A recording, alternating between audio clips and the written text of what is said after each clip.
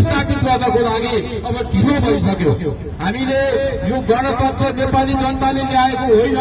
हामीले भनिरहेका छौँ धर्मनिरपेक्षता नेपाली जनताले चाहेको होइन, संघीयता नेपाली जनताले चाहेको होइन, यो विदेशीले लादेको हो भन्ने कुरा हामीले पटक पटक भन्दै आयो। अहिले त्यो स्पष्ट भएको छ र त्यो कुरो प्रमाणित भएको छ।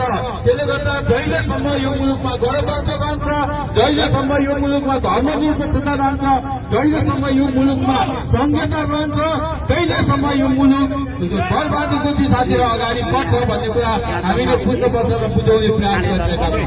हामीले भन्ने गरेका छौँ राष्ट्र हामीले चाहिएको राष्ट्रपाको मात्रै राजा बनाउन खोजेको होइन। हामीले भन्ने गरेका छौँ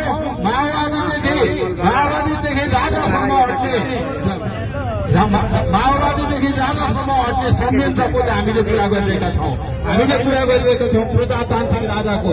हामीले दलीय व्यवस्था र प्रजातान्त्रिक व्यवस्थाको विकल्प खोजेका छैनौँ। हामीले प्रजातान्त्रिक व्यवस्थाभित्र राष्ट्र हटाउन सकिन्छ। र माओवादीले पनि मान्ने, कांग्रेसले मान्नेले पनि मान्ने राष्ट्र बनाउन खोजेको हामीले पटक पटक भनेका छौँ। हामीले नवीन समझदारी गरौँ भनिरहेका छौँ।